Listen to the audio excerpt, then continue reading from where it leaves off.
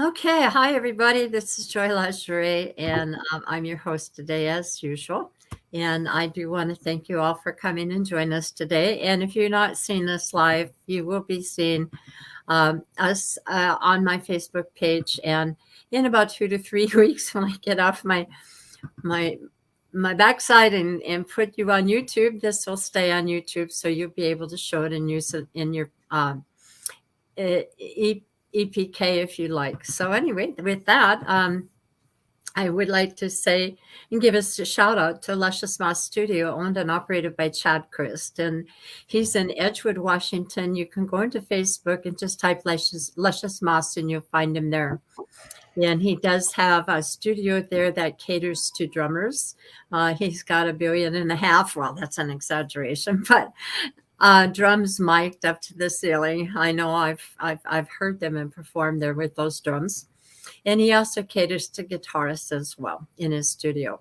And he creates a collaborative environment, which I've also done there. So if you're interested in finding a producer, get someone who you like to work with, Chad Christ is your man. In the meantime, I have a guest with us today, James Howard. Hello, James. Hello, Joy. And we have somebody on here already. And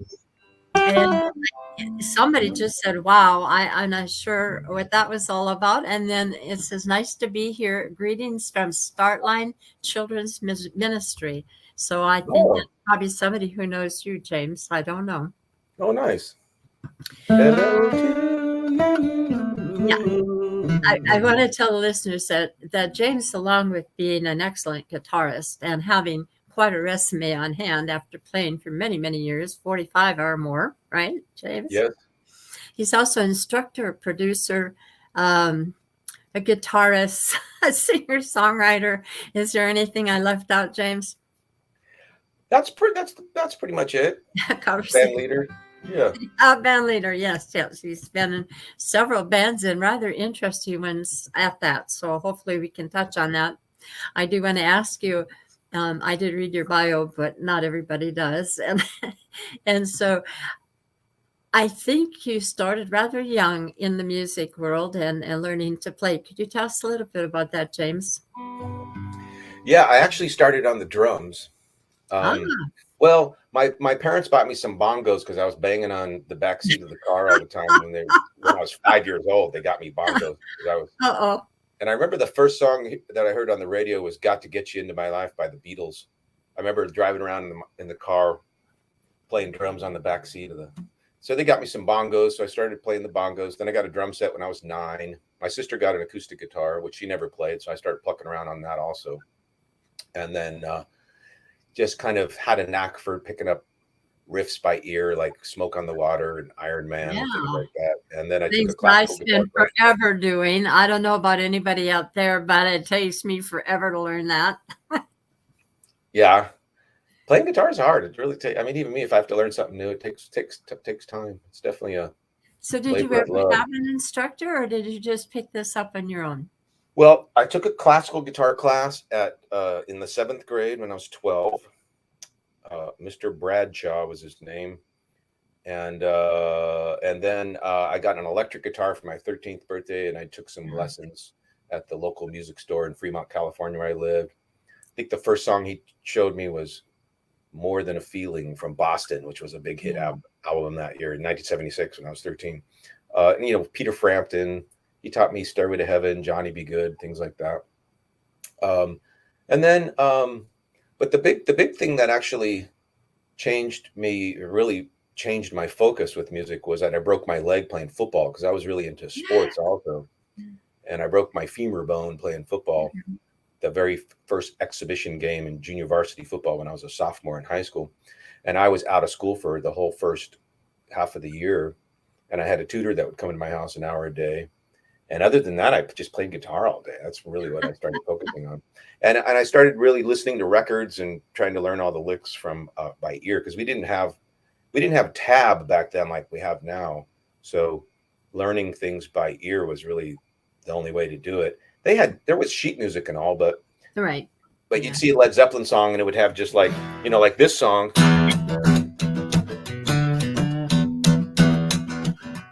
the music would just have an E chord like this written on it, and I would see that E chord, and I would listen to the music, and I would think it doesn't sound like he's strumming an E chord. It sounds like something else. And so I basically started relying on my ear to learn and just playing a lot. And that was really the big breakthrough for me when I started spending a lot of time listening to records, listening to bands, listening to guitar players, and picking up by ear and figuring out what they were doing. And I had a knack for theory too. I mean, I learned all about the scales and the modes, and I actually started teaching other kids in the neighborhood. So right away I had a knack for picking up music by ear, learn, and I'm autodidactic. So I read, I teach myself. Most of what I've learned, I've taught myself. I can read books, I can study things, I can teach myself, and I can teach other people things. And so right away I started doing that. And when I was about 17, I decided I wanted to do music with my life. I think before that I wanted to be a football player before I broke my leg. No, you broke your leg. Yeah, so it was kind of a blessing in disguise, sort of nudged me over to music. And so, yeah. The universe moves in mysterious ways. That was a little nudge. Yeah. I do have a couple comments here. That there is a man here or a woman, and I really can't tell from looking at it, but I can't pronounce your name. It looks like the last name is Ramathon, and they said, keep it up, Joanne Lingerie, meaning this interview. And Andrea, we know Andrea, she said, hi, Joy and James. So just letting us know that they're there watching us. Hello, hello. So taking up from where you left off, you had a $5 word there. Do you mind repeating that word? Meaning that you are able to autodidactic?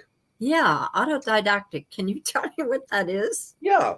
So some people they require instructors, people to help them learn things. They can't necessarily go into books and just read books on stuff and retain all the information and be able to figure things out from just on their own from finding the information. Right. And so I've always been able to do that. Just find books and read things and learn things and teach myself. Wow. And even though I did get some, I had some instruction early on, and throughout my career, there have been times, like there was a time where I decided I wanted to learn more about jazz. So I found a jazz teacher and I took some lessons. So it isn't that I don't benefit from that and haven't learned from others. And certainly I've learned from all the wonderful musicians that I've played with over the years. Yes. But I would say the majority of what I've learned on my own, just researching and studying. And that's that word autodidactic. It just means you can teach yourself stuff. Yeah. Well, I kind of do that. I kind of and kind of don't. But when it comes to music, it doesn't matter. I am just like, I know that that's not supposed to use this word, and you're supposed to say challenged, but I'm not musically challenged. I'm actually retarded. It takes forever, but I love it, so I do it, and I learned a lot of cuss words along the way. Yeah. Okay, so I also think that you were doing some classical stuff too. You were learning classic music as well. Is that correct?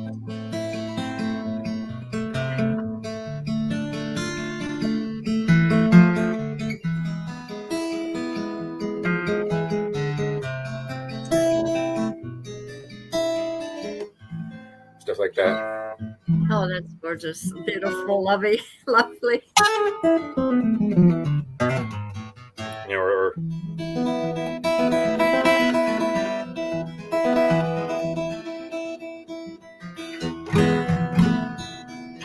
Yeah, classical music is really great for lessons because the hardest thing to do on guitar for a brand new beginner is chords, playing chords. Because you have to move big chunks of, you have to play multiple strings and multiple fingers, right, and move them really, and strum and move them really fast. Yeah. And so the first thing that I teach people, some people come and they want to learn, like they come and they say, I want to learn how to play an Allman Brothers song or Stevie Ray Vaughan or something. Or some people know what they want to learn, or they have an interest in this particular thing. If they don't, I teach them I just teach them Twinkle Twinkle Little Star, because everyone's heard it. So I've never met a single person my whole life, even if they're born in India or some other country, that hasn't heard Twinkle Twinkle Little Star. So it's already in their mirror neurons, they call that, in their memory, in their body memory, and their synaptic nerve pathways. So they don't have to, they already know what it's supposed to sound like. And it's just single notes.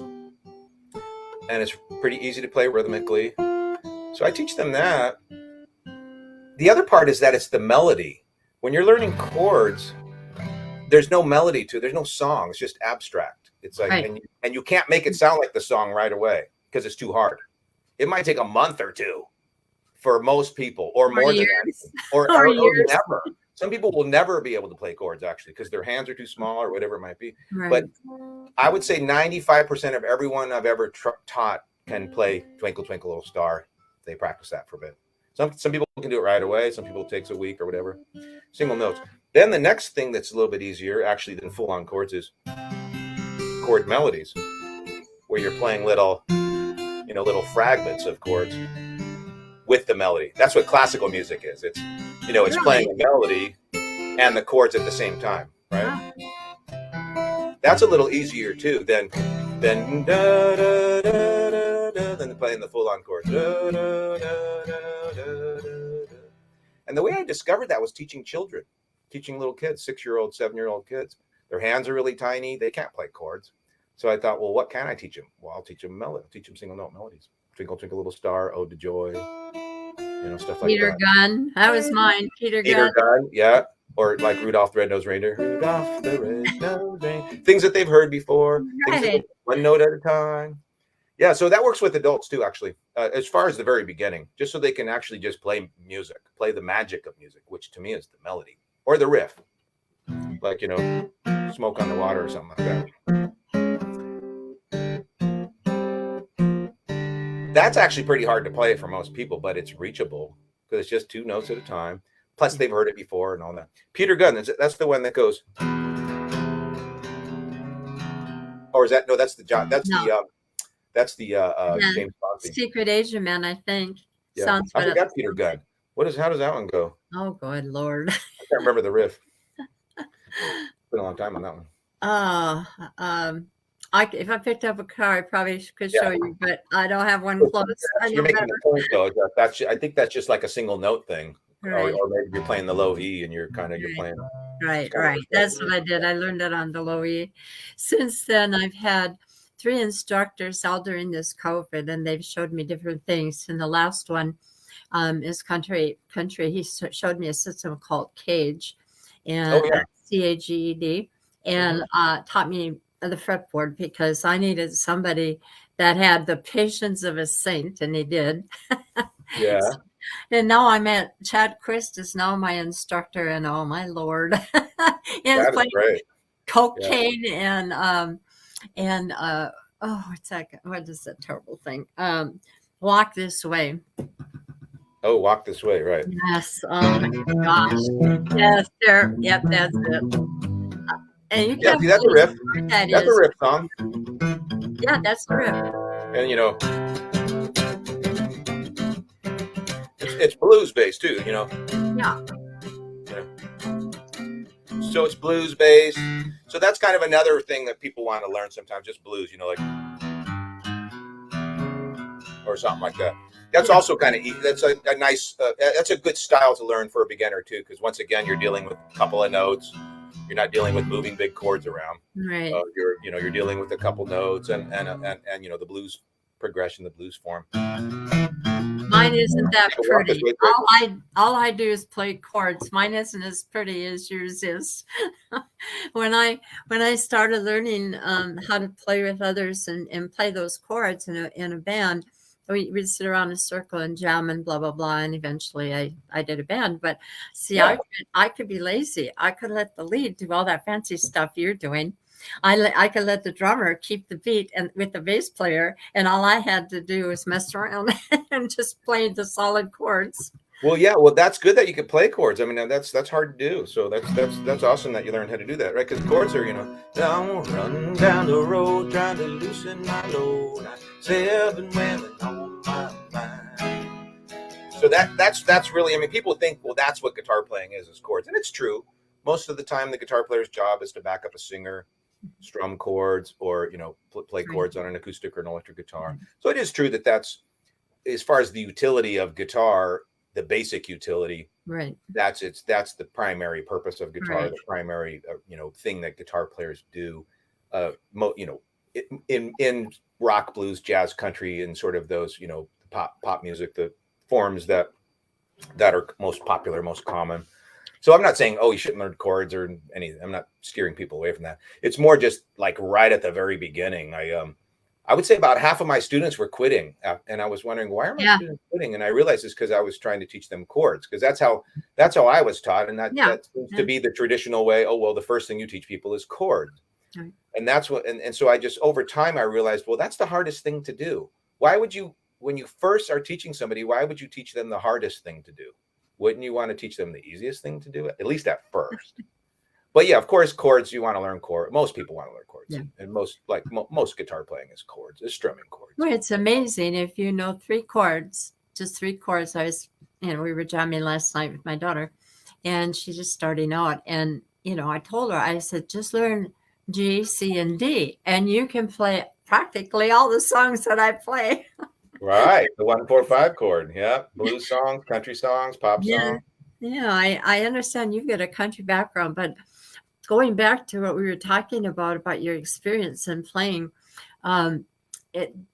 moving off from the classical part of it, you're a heck of a rock player. Where in the world and I know you've been in rock bands, so your own rock bands. Yeah. Tell me something about how that all got started. So you can move from classic to blues to rock.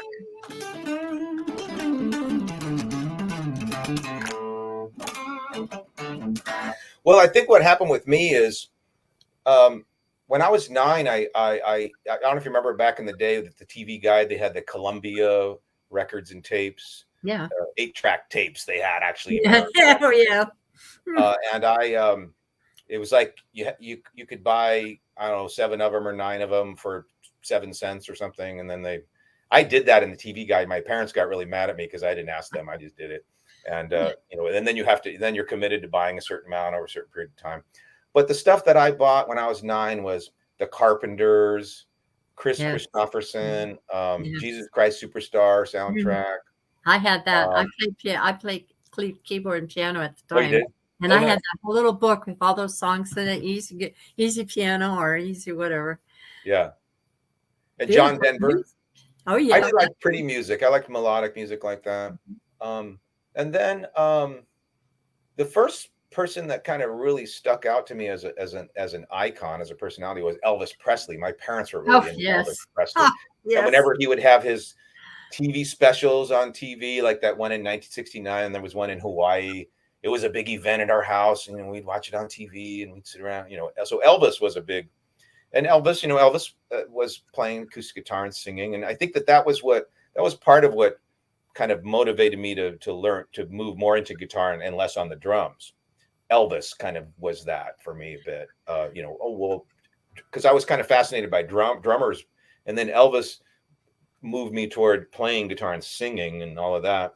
And then, when I was 13 years old, there was a movie house in town that had played just kind of alternative films there. And they had a double bill. They had the Rocky Horror Picture Show, which was, the first run of that. And then Jimi Hendrix playing a concert. It was Jimi Plays Berkeley. It was a concert of Jimi Hendrix.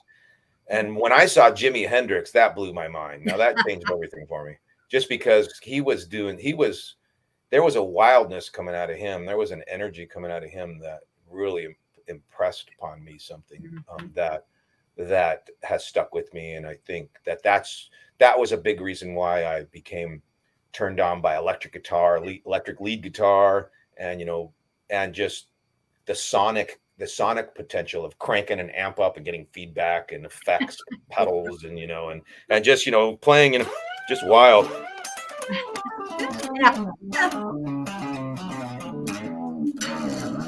Don't they call that shredding?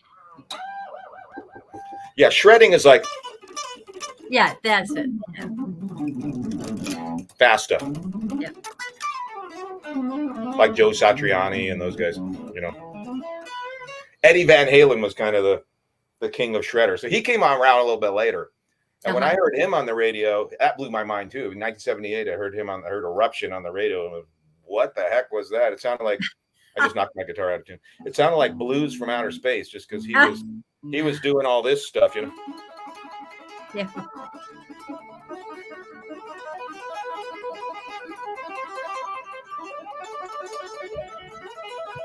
Which is he invented a whole new style on guitar.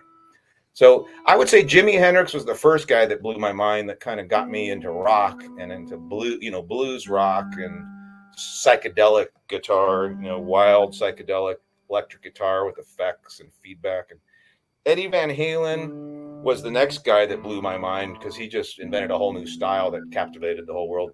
And then later I started to really research the influences of all the the rock guitar players, like Jimmy Page from Led Zeppelin was a big influence, Eric Clapton, Richie Blackmore from Deep Purple. And I started to study and find out that Mm-hmm. those guys learned from B.B. King and Albert King and Buddy Guy. And so I actually started to go deeper into the roots of it and learning about blues and deeper the roots of blues and Robert Johnson. When I heard Robert Johnson, that blew my mind too, because I could hear Led Zeppelin and Robert Johnson. I could hear, actually, he was kind of the godfather of the British electric blues scene. Robert Johnson. It was like I could tell that it kind of all stemmed from that Delta blues style. My phone is. I thought I had it turned off. So yeah, I hear. Really, as you can tell, I have a wide interest in. I think I've always been. I don't think I've ever really been a purist in styles or devoted to a particular genre. I know, like the Blues Society, it's all about the blues and all that. And even though I'm into blues, I think for me, I'm more of an artist and more. It's like, to me, styles are palettes. They're colors. They're all different colors. Even like country, like a country lick, like something like. It's like, that's a beautiful lick. That's a country cliche lick. In other words, or like earlier I was doing like a flamenco thing, Yes, I saw that on your bio there. So to me, all the styles are palettes, and I love, I'm just to me, I'm just an adventurer on this planet. The fact that there is all these styles, there's so many different kind of ways you can make it, use a certain scale to make it sound flamenco, or do a certain riff to make it sound country. I was interested in learning as much as I could about all of it, and every style or everything. Or I was always just seeking and learning and exploring and trying to learn more. Not only that, but to be a professional guitar player and to make a living and to be, to market myself, diversity was important. So that's why I teach. I play churches, I do studio work, I produce other artists, I play different styles. That was all just so I could be, market myself to different things. And I mean, that was part of it too. But really just the different styles. I like to blend styles. Like, I have songs that blend styles. Like I have one song that sounds like it goes, Annie made you walk a mile to sit with me and talk a while, but she won't give her heart away no matter what I have to say. That sounds kind of Irish, right? Mm-hmm. Then it can be, love was something she had known. Sounds rock. Annie is alone. It's kind of more jazz. Let's see. Love was something she had known. Now sweet Annie is alone. The scars of battles never far. The heart is tied up in a knot. Whoa, Annie Mae. What's done is done. Today's another day. Memories inside your lonely mind. Things will be different this time. So I like combining styles too. Well, not only did you do all that and try all the different styles, including how you were moving around through the styles with that song, but you've won some rather interesting awards. You were in a competition with 49 other guitarists from all over the world. Is that correct? Oh, actually, the 49 was that there were people that submitted videos to the contest from 49 different countries around the world. Yeah, and they picked 6 finalists from 6 different categories. So 6 times 6. So there were 36 finalists. There were 6 for blues, 6 for country, 6 for acoustic fingerstyle, 6 for classical flamenco, and then jazz and rock. And then so I they sponsored me to go to a guitar workshop camp in Connecticut for a week, where I competed with the other blues finalists, and I won the blues category. And then the winners from all the 6 categories went to a week-long workshop camp at Flathead Lake in Montana, and they played a concert there at the theater there and everything. With there was Lee Ritenour was there, and Joe Bonamassa and Stevie Ray. I've heard him. That was really fun. Yeah, that was a peak life experience for sure. And I just sent a couple of videos of me playing in the clubs around Seattle, playing blues. I mean, I really do love blues. So even though I talk about, all these genres and stuff, I do really love blues. And blues to me is blues. Really, there's two forms of music, and I think that have survived into modern times, primarily, or theories, I guess, 2 forms of theoretical constructs of music. One is classical music, bass music, which all the country and rock and jazz and pop music and stuff, classical, is based on the diatonic scale. Whether it's like here I am playing guitar on Joy's TV show, and I like to play guitar for all the people watching in the world. So I'm making up a song, right? And I'm using the melody.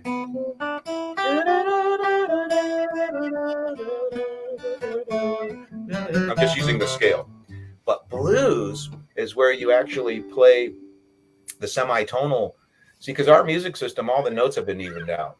And I think when Africans were brought to the U.S. and they were faced with Western instruments for the first time, they wanted to hear the more natural tone. So they started doing stuff like, instead of singing that note, or instead of singing this note, they sang, and that one, they sang in between.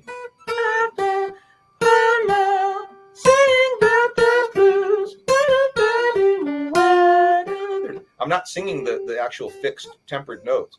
I'm singing in between ones. And that's called soulful or greasy playing or singing. And you hear that in country, you hear that in blues, you hear that in jazz, that greasy where you're doing the in-between notes, because that's actually how the notes are in nature. They're actually more in between. They're not so evened out. You can't make instruments that way, though. If you made an instrument that way, you could only play in one key. But so that blues is a whole nother theory. It's like, and you play minor notes against major chords. It's another weird thing about blues. So here's a major chord, but I'm singing that minor note or the semitonal bend of it. Now I'm singing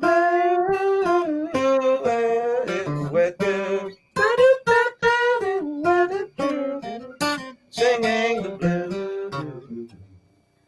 So to me, blues is essence. Blues is really the essence of and the mixing of the two. I think that's what happened. That's what happened with rock and roll. It's happened with the Beatles. They were mixing classical based music with blues based music. Really, all modern music, it does that. Whether it's pop and R&B, whether it's country, whether it's blues, whether it's jazz, you're mixing those things together. So I guess that's what it is. I recognize blues as a fundamental, essence, but I also recognize that something happened.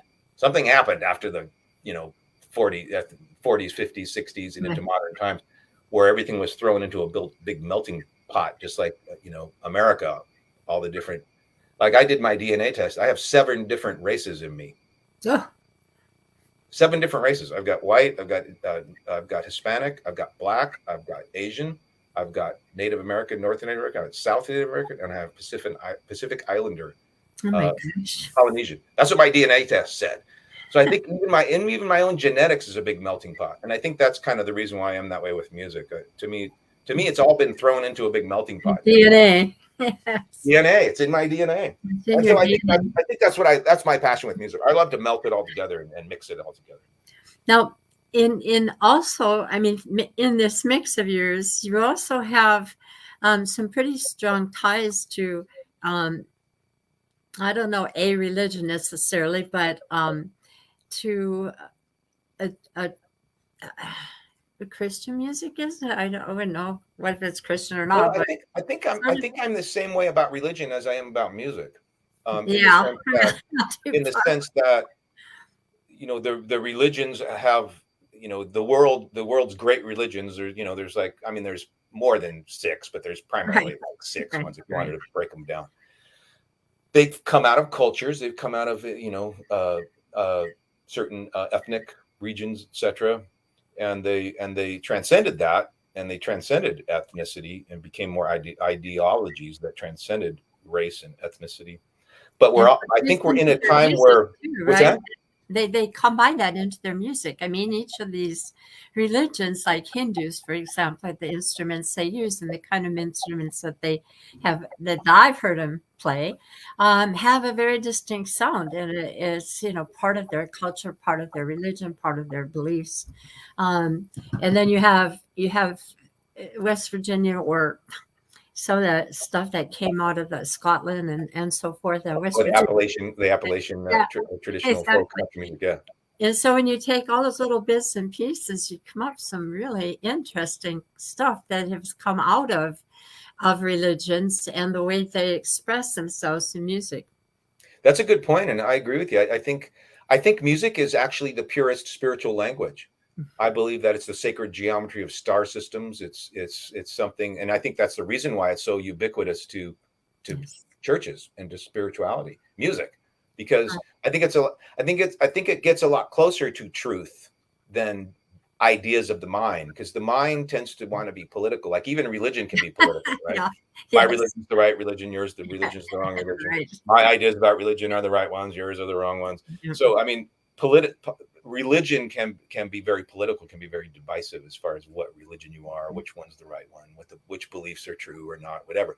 But music transcends all that. Music transcends the divisiveness of the mind, and it gets into the emotion, and that's why people love it so much. Music can make you cry. Music is an emotional art. It touches the emotions, and it's a spiritual art. It transcends the mind, the divisiveness of thoughts and ideas and dogmas and all that, and that's why it's so ubiquitous to churches and music, to church, religions and spirituality in general. You see it everywhere. In fact, you see it everywhere through culture. Every supermarket you go into, every movie, every other art form.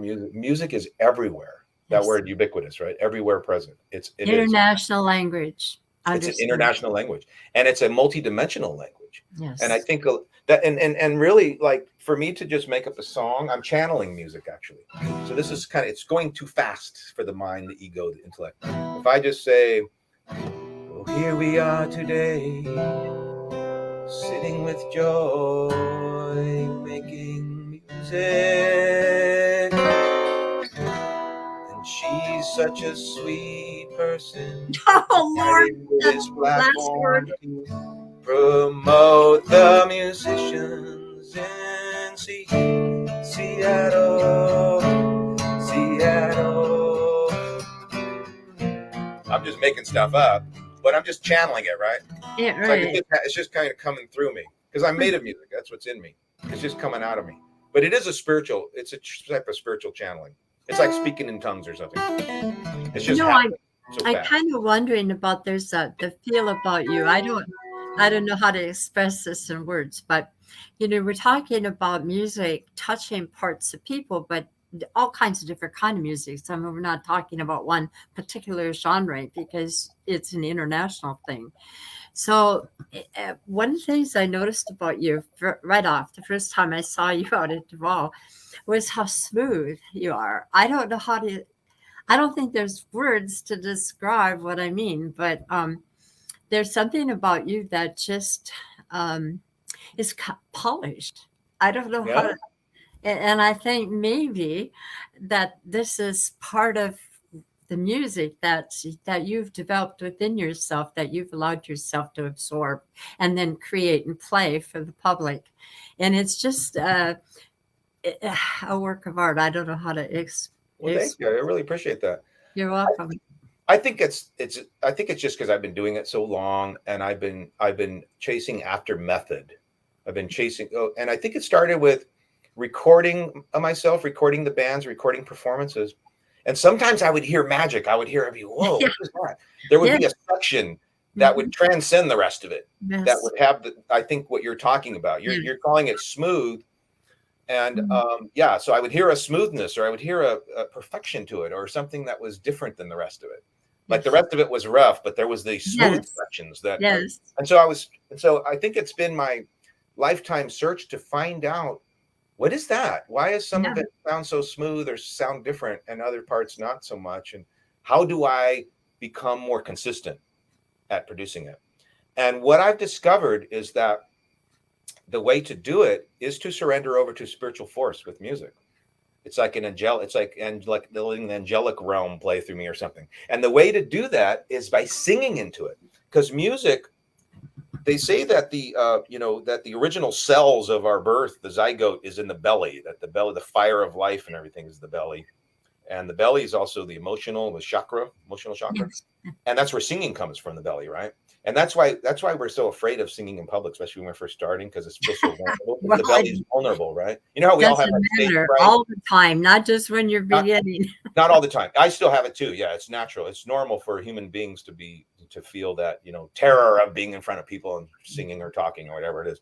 So yeah, Bearing your soul. That's part. I mean, to you're me, bearing your soul. Yeah.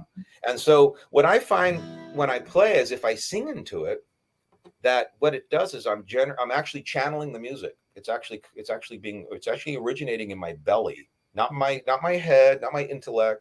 My intellect is playing a role because it's playing a role of knowing the scales and the chords and all that. It's not that it's not playing a role, but the music is not originating in my intellect. So if I'm inventing a song, or if I'm soloing, for instance, and I know you're talking about with the smoothness, some of it is when I'm improvising, I'm playing, it sounds smooth. I'm singing it. So it'll be something like,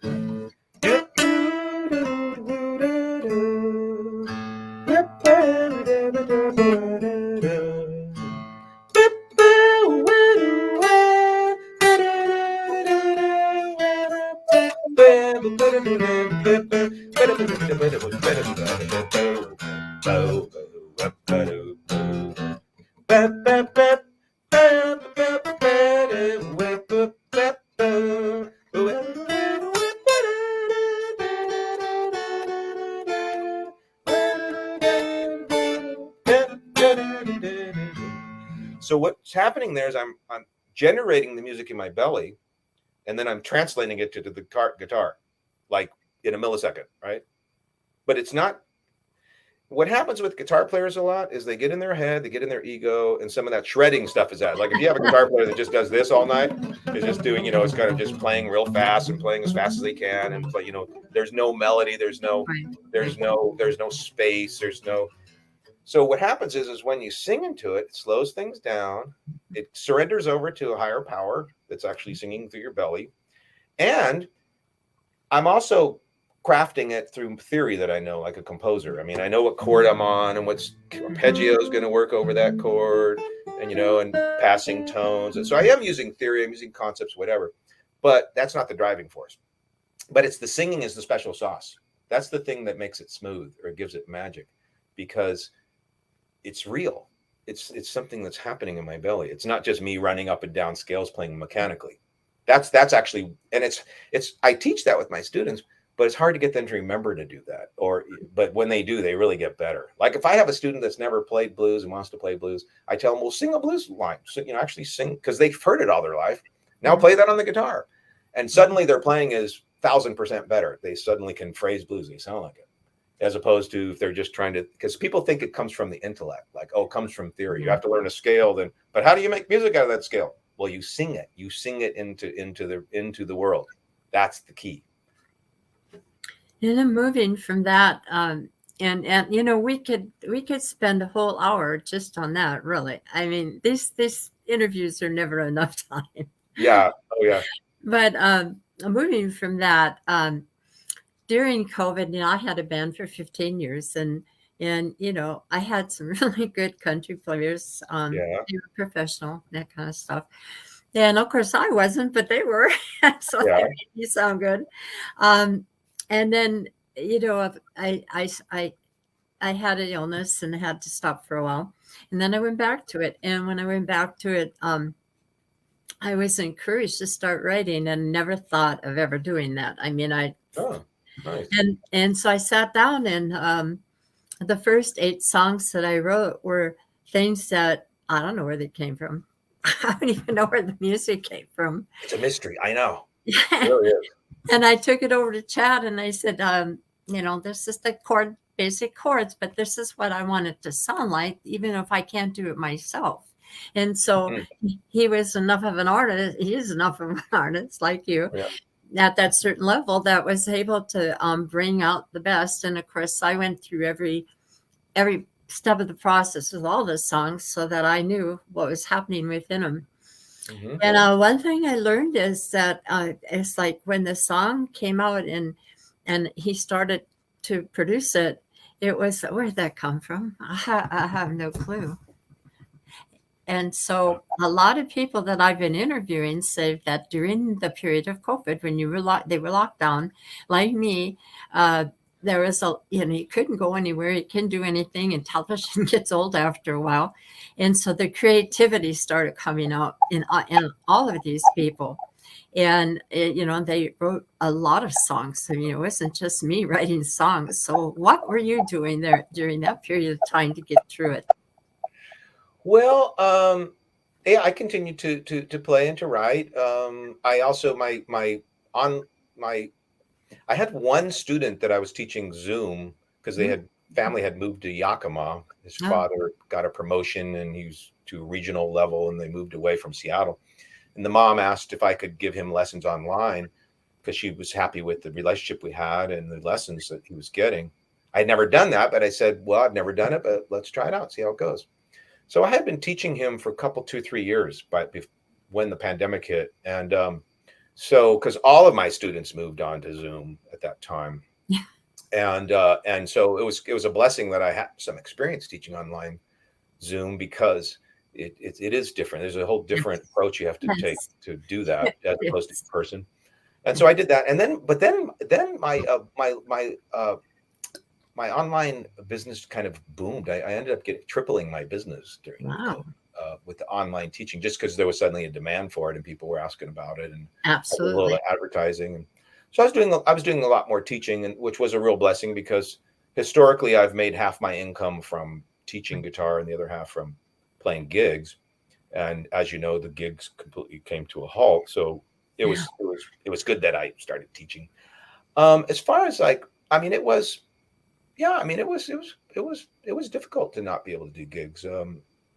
It was really difficult. I don't think that much changed with my creativity at that time. I didn't feel that too much. I continued to play, and I continued to there were a few things I was continuing to do, but I have lately been inspired to write more. So I think it's because, as you saw what I was posting on Facebook, that I'm in a new relationship, and sometimes for me, having a really positive love relationship can really inspire me creatively, because then the person becomes my muse. Yeah. And so there is kind of a renaissance of creativity that's been happening for me of late as a result of that. I would make a comment about that. The lady that you showed on Facebook has the most beautiful. I mean, I've heard all my life that your eyes are the windows to your soul. This woman has the most incredible blue eyes. I don't know how anybody could not be inspired by those eyes. I know, her eyes are amazing, and they change color too. Oh, they change from blue to green to gray, and they have these brown specks in them. They're like marbles. It's really interesting. I know her eyes are hypnotic for sure. Yes. Yeah, absolutely. And it actually, I think there's I don't know what there is. I hear what you're saying about inspiration when you're in a close love relationship with somebody that inspires certain things within you, feelings, maybe emotions or whatever, and the give and take of a relationship that really does help you create things that you want to express emotionally. And I get it.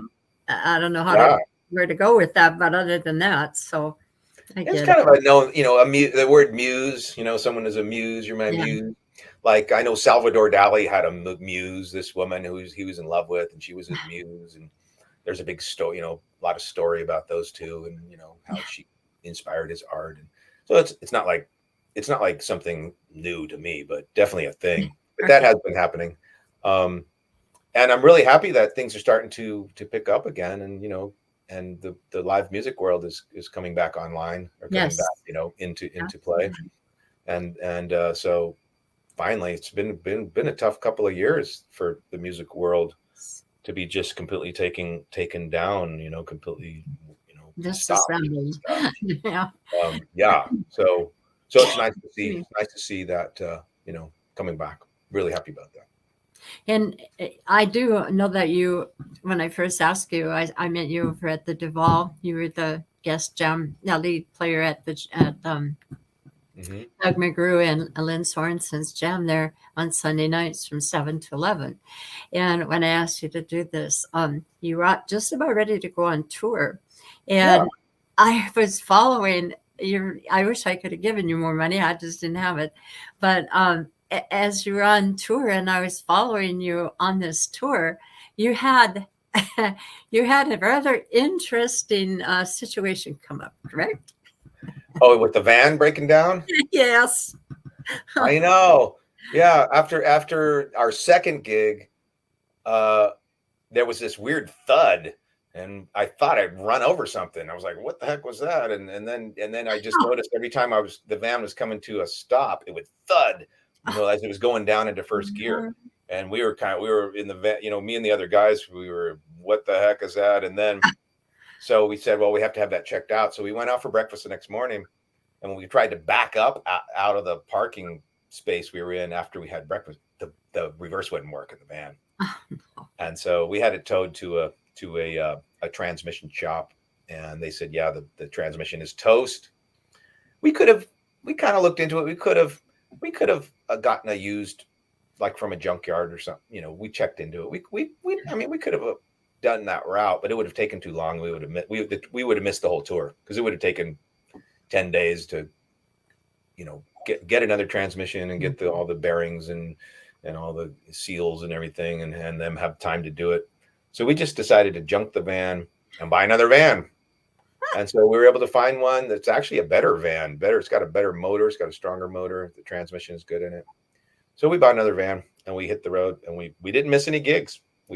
We acted fast, and it was a real blessing that I was doing that GoFundMe, because that's what really helped. I mean, I knew we needed to raise money, just because the cost of gas, the cost of lodging, the gigs we were playing weren't really bringing in enough money to cover all the costs of the travel. So that's why I ran the GoFundMe. But then, in addition to that was this expense with the van. So it ended up, really helping out and working out, and we finished the tour. We had a great time. And You're doing it again, aren't you? Aren't you going to be going on tour here before too long again? Yeah, we're playing we're going back to Richland to play a venue. Then we're going over to Bend, Oregon, and Redmond, Oregon, to play a couple venues. So I have a tour manager that's been working with me, and he approached me about work, wanting. He's somebody who's been in the music business but wants to get into tour managing. So he's been booking these gigs, and it's really, I just love it. It mixes two of my passions of adventure and travel and playing music and going to different towns, and it's been really great. So I'm hoping to do more of it, and get out into the country and more, and so people can get to know me a little bit more. Because I'm not that well. I mean, I did a lot of touring in the '80s with a couple different bands, and then I started having my own bands in the '90s. But I always just would work locally, and I'm from California originally, and I've been in the Seattle area for 20 years, and pretty much just been working in the Seattle Puget Sound area for the most part. I mean, I did a couple of little tours here and there with different artists, small projects. But I'm at this point in my career where I really want to expand out. I kind of feel root bound. You know how, like, you put a tree in a small pot and it can only grow so tall. Yep. You take it out of the pot, you put the roots in the earth, and it can grow into a big, sequoia redwood. So I know that's true, and I know you have to get away from where you live and start getting out into the world with your music if people are going to find out about you. Of course, you can be found out online and all that, but I really want to tour and play live for people, and expand my career. And so this is one path to do it, and it's really exciting and really fun for me to do. So I'm excited for the prospect, and continued development. I think it's just the beginning. Absolutely. Hmm. And yeah, one of the things that I like to ask people who are interviewing with me, or as you think back over your career, and I think you said you started early playing, but I think it was 17. You stated on your bio that you uh, really became interested in making that your career. And I don't know Yeah. how you guys survived when you did that, if you're not picked up by a big record company and all the rest. There's a lot of expense involved. But from that point on, as you traveled through all these different experiences, in which we've just briefly touched on here and left a lot out, um, what things can you say were your aha moments, or moments that you really stop to think and say, "Oh my gosh, I mean, really, that just happened?" Uh, and a lot of people have told me that it's, a whole combination of moments, not just one aha moment, but, when you're out there sharing with people, and you're getting that love back, and that I don't know, the emotions that are created by the music that come back to you once you put Hmm. them out there. So thinking back on all that, is there anything that sticks out that you would like to share with us? Sure. Well, definitely peak life experiences. Like when in the '80s, I was in a band called Rival. We opened a giant concert for John Waite. There's 20,000 people there. Gosh. We played a set of original music opening for him. We opened for UFO. We opened for Robin Trower. So Yes. I did that, and I did touring, and and then I've had these contests that I've won, like the one you mentioned, Yes. six string theory global guitar, and then I also one year won the Washington Blues Society local Yes. contest, and we got to go to Memphis and all that. Those are wonderful peak life experiences. I think with me is I had a spiritual breakthrough experience in the late '90s, leading that led me up to Seattle, where I actually kind of stopped chasing after success in the music business per se, in the sort of traditional way that you might think of that with a record company or becoming a rock star and all that, and really started living more of a spiritual life. And I needed to do that for my health because I had some really serious health problems. And so really the last 20 years in Seattle, I haven't really been chasing after, that kind of rock stardom success in the music business, but regenerating my health and learning how to be of service to communities, thinking of music more like a service to others, and continuing to develop my abilities and continuing to develop my craft and continuing to write. And I've had more success in Seattle than I ever did in the Bay Area, really personal success. But I see music more of as a spiritual practice, as a spiritual language, as a means for being of service to others, to give inspiration, to give love, to give healing. But I'm also at this point now where I'm now moving out into the world Right. and looking for more success, more material success in that way. Mhm. But it's not like something that's eating away at my soul where I have to have, because a lot of people quit if they don't get that. I saw a lot of people quit along the way that, well, if I don't have this level of success by such and such a time, such an age, I'm going to give up. I'm going to become a lawyer, or I'm going to become something else.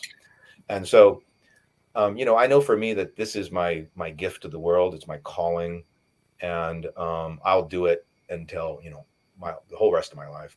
But it's to be of service, and there can be success too, because it is something that can bring wealth as well, and that's all good and everything. But I think that's the biggest thing, just knowing that knowing that the spiritual part of my life is actually the most important thing, and that happiness comes from within. Yes. Joy, in your name, joy is actually, that's the difference between joy and happiness. Joy is spiritual. Joy is a spiritual fruit that Yes. that is that is it has nothing to do with conditions of winning and losing. And so to me, I have joy. I have those spiritual fruits. I have joy. I have peace of mind. I have love in my life, that, as spiritual force, Yes. and I serve through music. So, and then the rest of it, whatever wealth comes, whatever success, all that stuff, the winning, the losing, the going out on tour and having your transmission fall apart on your van, Yeah. those things don't have any power to take away my joy, to take But by away. the same token, you also showed another picture. I think you're in, like, on a mountaintop or whatever, with green pastures rolling below. And it's just a spiritual moment of beauty that you were Yeah, enjoying and shared with us at the time. absolutely. Yeah. We have another comment here, from it looks like, says, I'm sorry, I have a hard time reading these Yeah. things. It says, I love the spiritual practice and service others. Right in. James Charles says, I don't know if That's that's my his. middle name. Oh, James Charles Howard. he's Yeah. talking to you. Okay.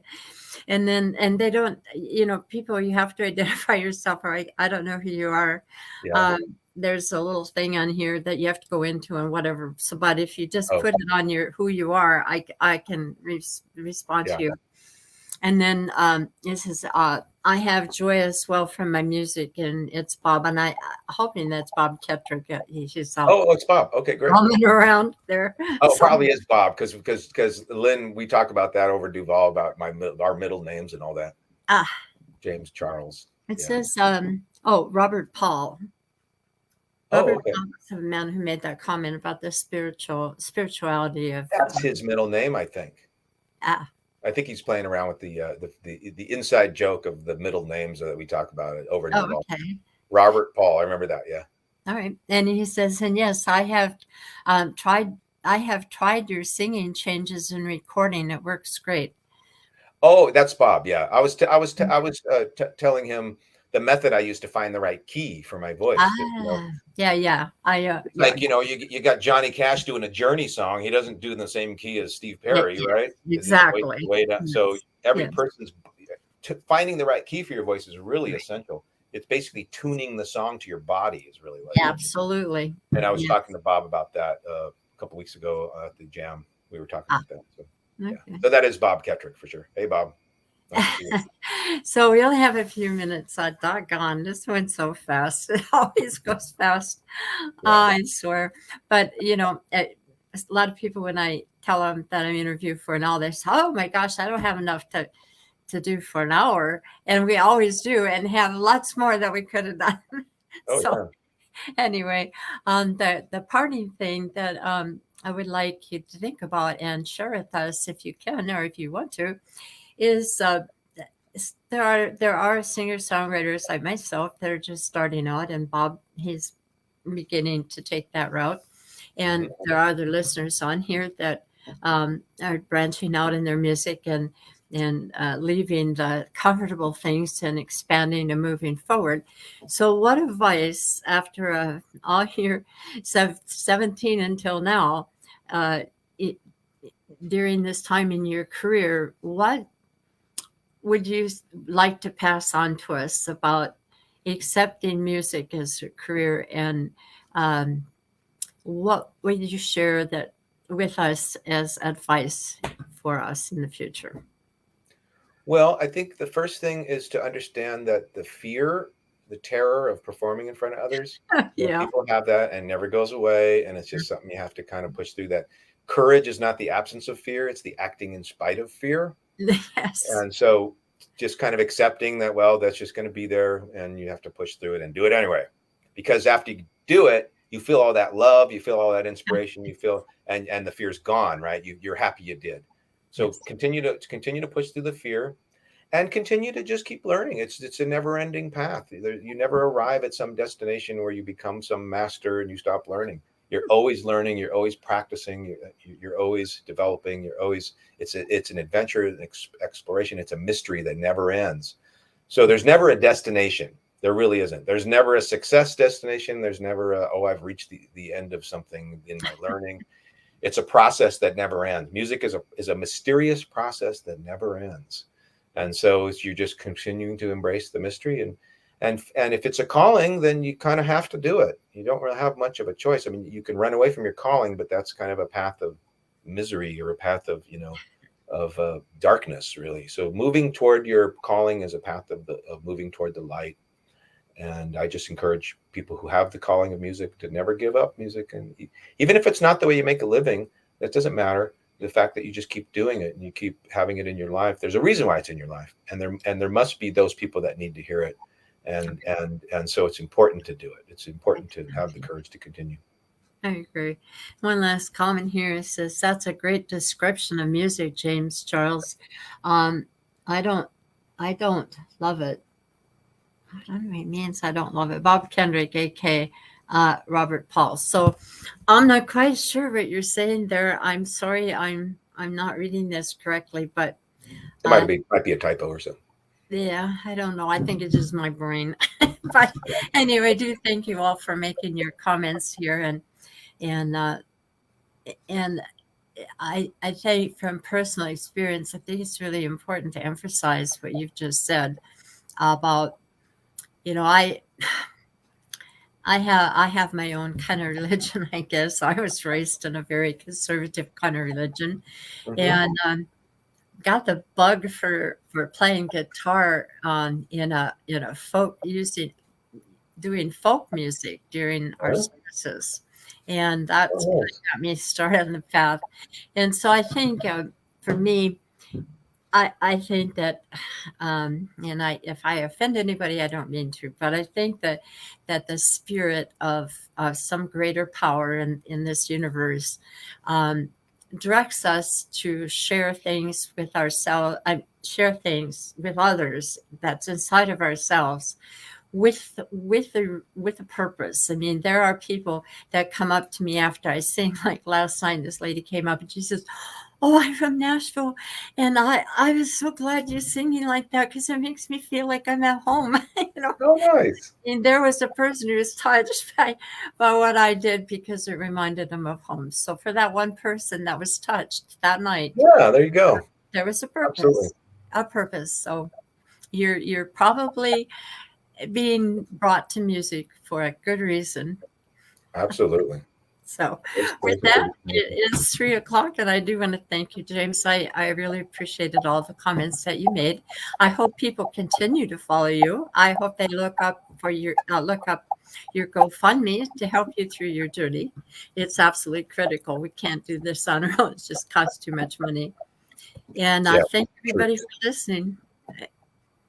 Thank you, Joy. Thank you for having me. I really appreciate it. You're welcome. Goodbye, Thanks. everybody. Have a Okay. good rest of your day. You too. You Bye. too. Don't stay in touch. Don't get lost out there. Okay. All right. Okay. Bye, Bye. Gus.